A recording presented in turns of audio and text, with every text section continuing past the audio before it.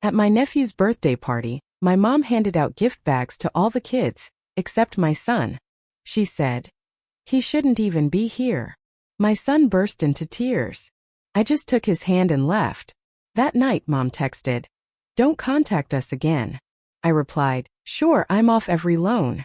Minutes later, the group chat exploded. My name is EMTT. I'm 31, a grocery clerk on the morning shift, the guy who knows which aisle has the good tortillas, and which register scanner gets cranky afternoon. I have a 7-year-old son named Theo who collects stickers from Produce and thinks the beeping of the self-checkout sounds like robots laughing. I'm the middle kid, the fixer, the one who answers calls on the first ring. On Saturday, I ironed the one button down that still listens to me and drove Theo to my sister's place for my nephew's birthday. We stopped for balloons at the store because the dinosaur ones were on clearance. And Theo picked 2 green T-Rex, wild eyes, big teeth. He held the strings like they might float him off if he let go. The yard was already full when we got there. Folding tables, chalk drawings, a cheap bounce house wheezing in the background. Kids were running in packs, sugar fast and fearless. My mom stood by the gift table with her clipboard smile, counting bags like they were inventory. Theo pressed his hand into mine. "Do I give the balloon now or later?" "Later, bud." I said, "Let's say hi first." My sister Beth kissed the air by Theo's head. "Look at you so big now." Then to me, lower voice, tighter smile. "You brought her." I blinked. "It's just me and Theo." Beth's eyes cut to the driveway where my ex Naomi had just pulled up. "We co-parent. We try." I told Beth we might both come so Theo could relax. Beth's jaw set. "We'll make it work," she said like she was swallowing a lemon. My mom clicked toward us in her sandals. "MTT, you should have cleared this." She didn't look at me when she said it. She looked at Naomi like she was a stain. "She shouldn't be here." Theo heard it. Of course he did. Kids always hear the one sentence you pray they miss. His fingers tightened around the balloon strings. "Grandma." Mom kept her voice even like she was the reasonable one. "It's a family day." Naomi's mouth opened then closed. She crouched to Theo's level. "We'll sit over there, okay? By the chalk. Cake. Photos. Scavenger hunt." The machine of a kid's party kept moving. I tried to keep up, tried to be invisible. When it was time for gift bags, Beth announced everyone line up. Bags by age. Kids formed a shaky line, squealing, comparing colors. Theo held my hand and bounced in place.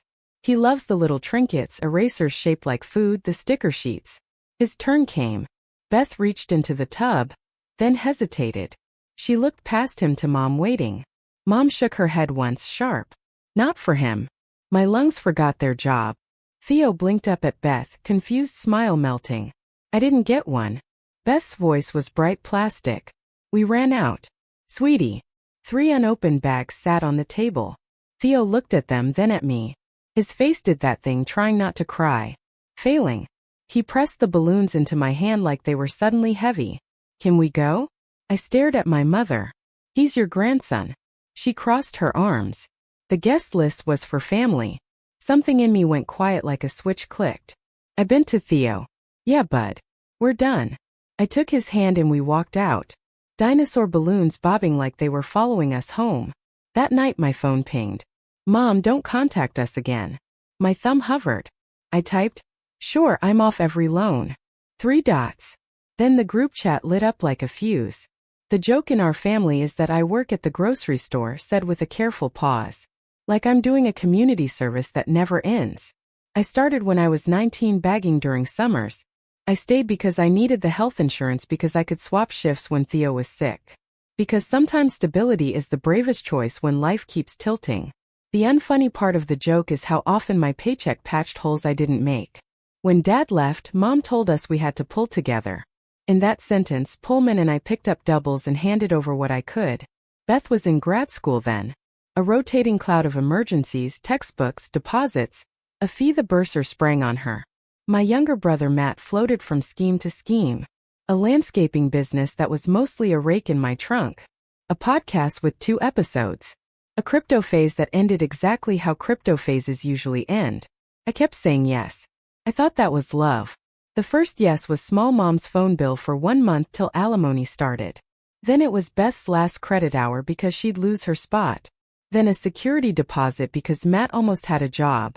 The asks were always flavored like catastrophe and calendar. If I didn't help now, everything would collapse on Tuesday. Naomi and I were 22 when Theo was born. We weren't married. We weren't a disaster either.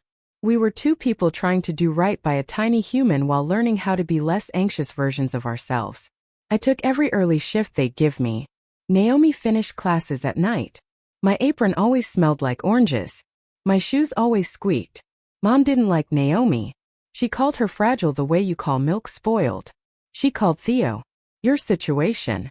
She said if I'd been smart, none of this would be happening. Then when childcare fell through and Naomi needed $400 to keep her spot next semester, Mom texted, "Ask your girlfriend's parents. We raised our kids already." So I asked the only place that never said no to me. Didn't stop at cash. It was signatures too. "It's just to get the better rate," Mom said, sliding a car loan application across the table with homemade cookies cooling next to it like a bribe from a sitcom. "Your credit is clean. It won't even touch you." She had already filled out her part. She had already highlighted where I should sign. I signed then insurance. Then a small personal loan when the HVAC died. Temporary, she said. Temporary stretched into seasons. Matt borrowed my debit card once because the ATM ate his. He forgot to return it for 3 weeks. $300 of forgot. I turned off tap to pay and changed my PIN and told myself boundaries were coming. I wrote lists. Stop. Say no. You're allowed.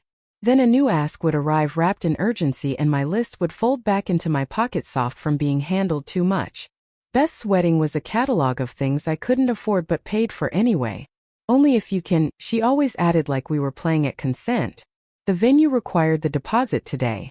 The photographer took Venmo. I told myself I was buying a seat at the table of being included. The place card said EMTT plus guest and Mom asked me in the kitchen, "You're not bringing Naomi, are you?" "We don't need drama." I went alone. I danced with my son. He fell asleep in my lap during the slideshow. In one photo my arm was in the frame, cropped at the elbow.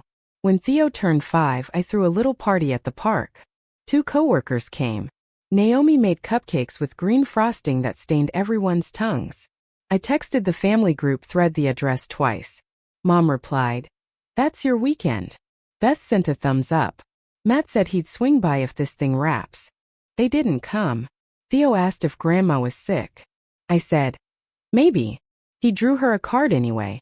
There was the time Mom lost her wallet and used my information to order replacement cards because she'd handled this stuff when you were little.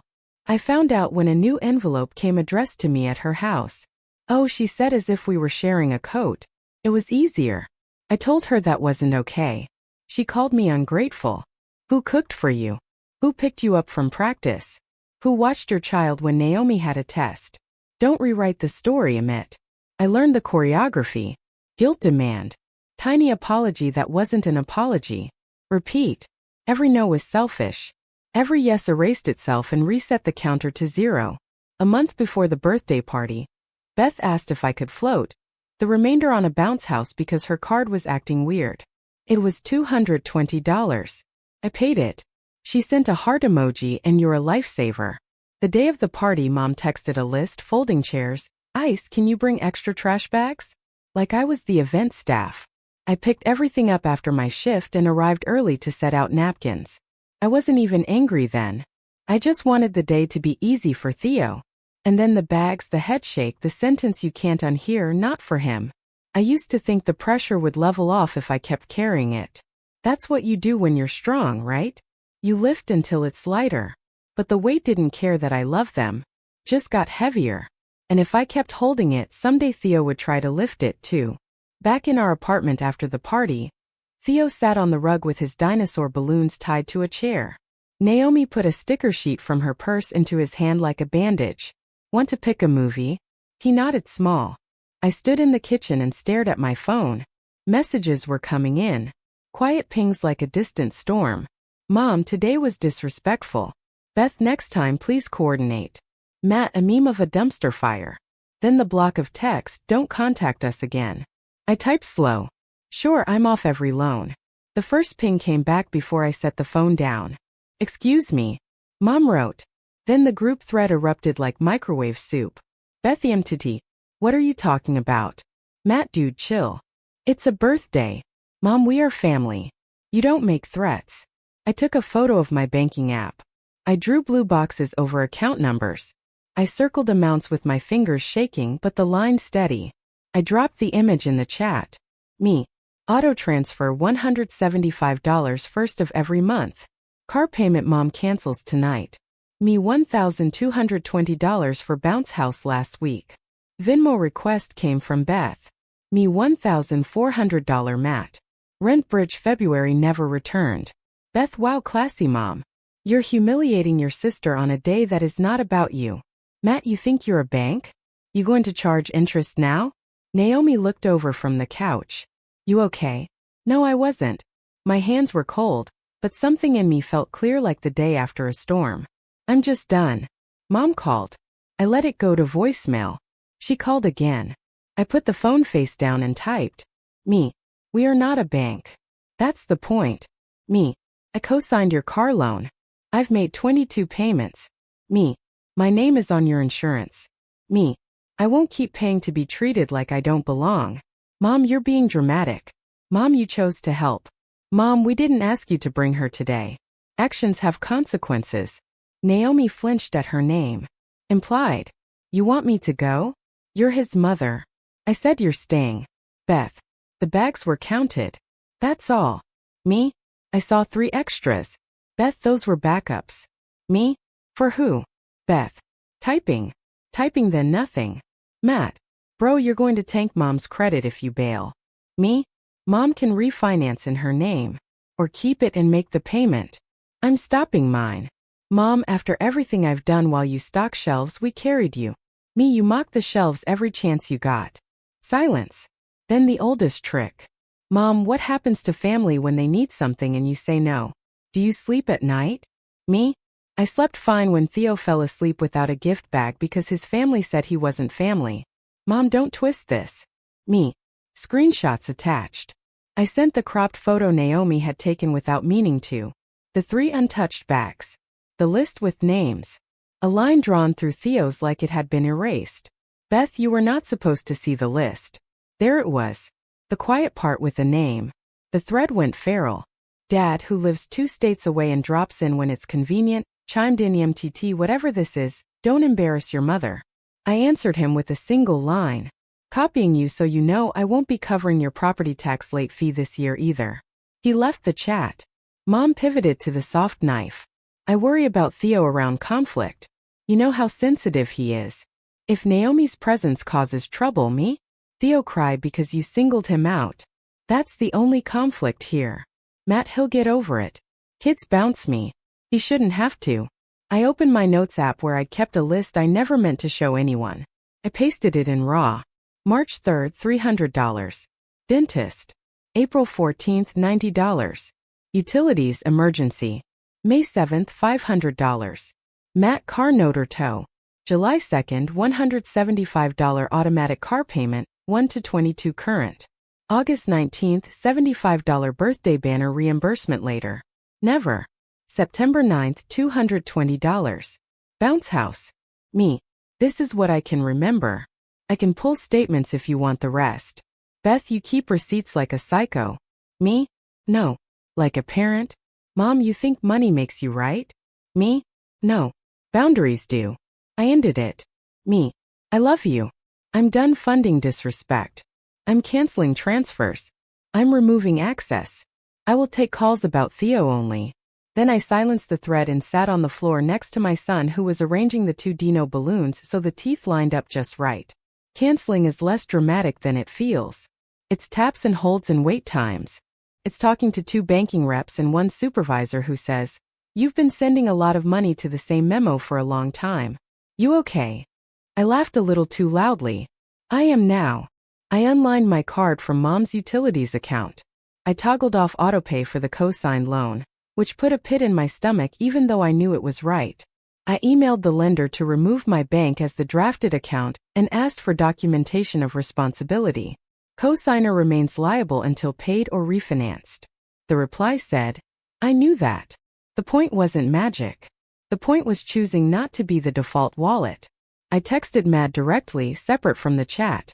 No more spot me. Not even 20 until Friday. He wrote back, LOL. Okay, banker. Then 2 days later you got 20 till Friday. I didn't reply. Hamer requested me anyway. I declined. The little red X felt like a muscle waking up. Mom sent a long message to Naomi that started, I worry about Theo's stability, and ended with, we need to talk about what's appropriate. Naomi forwarded it to me with a single word. Wow. Then she called. You sure you want all this smoke? I don't want smoke, I said. I want oxygen. At work the air felt different. I stalked Blueberries and listened to the radio that always plays 3 songs from 10 years ago. My manager Irene is soft-voiced but sees everything, she asked. You look like you finally slept. I said no to my family, I said, and her eyebrows tried to climb off her face. Good, she said. Simple as that. About time. On Tuesday, Mom called the store. Customer service paged me like there was a spill. I took the phone behind the lottery counter. Mom didn't say hello. Your name is still on the car. I know. So you're going to tank my life. No, you can refinance. I'll help make the appointment, but I won't pay. She took a breath that sounded like a chair scraping tile. You ungrateful little man. I'm a father, I said. That's the job I'm doing. She hung up. I stood there with the dial tone for a second like an old movie. Beth posted a story, cupcake wrappers, leftover balloons, her kid asleep on the couch, and captioned it, Perfect day. I muted her. I didn't block anyone. I trimmed the noise. The first week, it was mostly texts alternating between rage and performance. We're fine, actually. I hope you're happy. You put money over people. That one made me laugh in a way that didn't feel cruel, just clear. I had put people over me for so long I forgot I was one. By Friday, Matt's car got repossessed. He called at midnight, voice tight with blame. They took it because of you. They took it because of missed payments, I said. I didn't call the tow. You could have. I'm going back to sleep. I did. That still shocks me. On Sunday, I took Theo to the Dollar Theater and let him pick the sticky seat. He put the 3D glasses over his regular ones and whispered, It looks like they're running at me. On the way home, he said, Grandma was mean. Kids don't dress sentences up. They just lay them down. She was. I said grown-ups can be wrong. Are we going back there? His voice was small. Not for a while.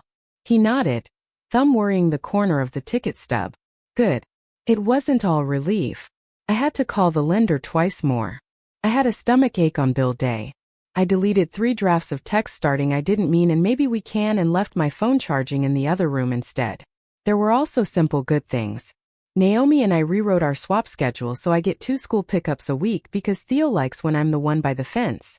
I started saying yes to the morning walk with the other 2 clerks after our shift ends. We talk about nothing. Sports, I pretend to know whose cat did what. And it is a lot more than nothing.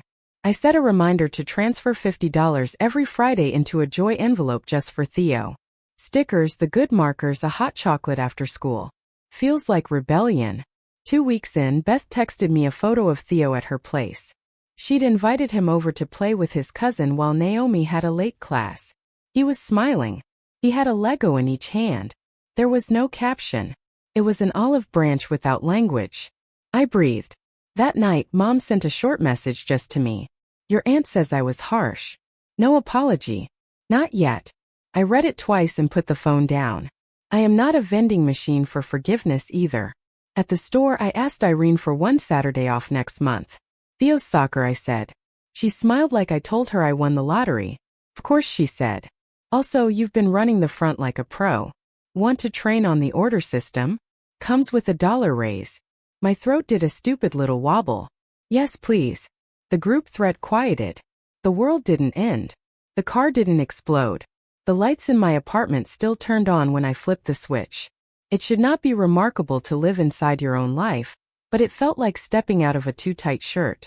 On a Wednesday, I got a voice message from Matt of all people. He mumbled, I'm figuring some stuff out. Then louder. I got a temp gig. Warehouse nights. Not ideal, but he didn't finish the sentence. He didn't have to. I sent back a thumbs up and good. The same day my aunt called. She never calls. MTT, she said. I heard what happened.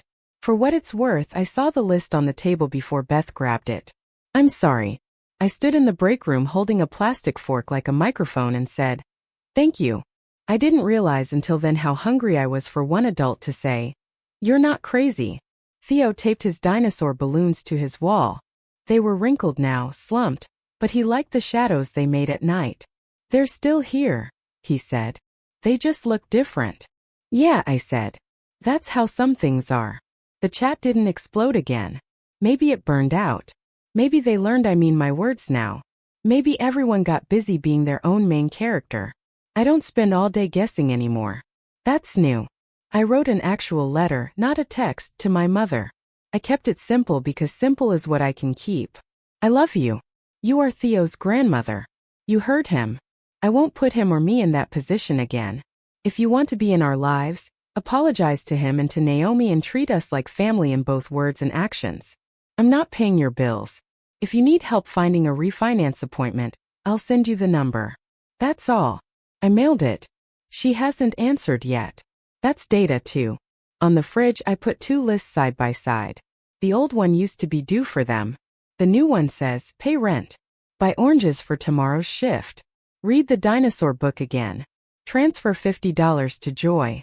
Call lender in 2 months to check status. Walk." It looks boring. It feels like a life. The moral isn't that I finally taught my family a lesson. Maybe they learn nothing. Maybe next month someone will try a new angle, softer or sharper. The moral is smaller and bigger. My son watched me choose him and then choose me. He saw me in a party not because I'm dramatic, but because we were not welcome at our own table. He saw me say sure and then do the work my sure required. People say blood is thicker. I say boundaries are. I used to think forgiveness meant rushing back into the fire to prove you're flame-proof. Now I think forgiveness looks like watering your own grass and letting the scorched patch stay scorched until someone else brings water. Last night as I tucked Theo in, he asked, "Are we going to another party soon?" "Yeah," I said. "Saturday at the park. Hot chocolate and a soccer ball. Do I get a bag?" "You get me," I said. "And the whole park." He grinned, gap-toed and unstoppable. "That's better." I turned off the light and sat at the little table where I balance my checkbook like an old man. The number at the bottom is still humble. My apron will still smell like oranges, but the math adds up. Money isn't love and love isn't money, and both require saying yes to the right things and no to the rest. My mom might call. Beth might knock. Matt might need a ride at 6 a.m. I'll answer the door I can answer. I'll lock the one I can't. I won't pick up my wallet before I pick up my son. I'm empty. I stock shelves. I fold dinosaur balloons into the shape of a nightlight. I pay my bills. I don't fund cruelty. I'm not the family bank. I'm a father. And I'm done being anything less.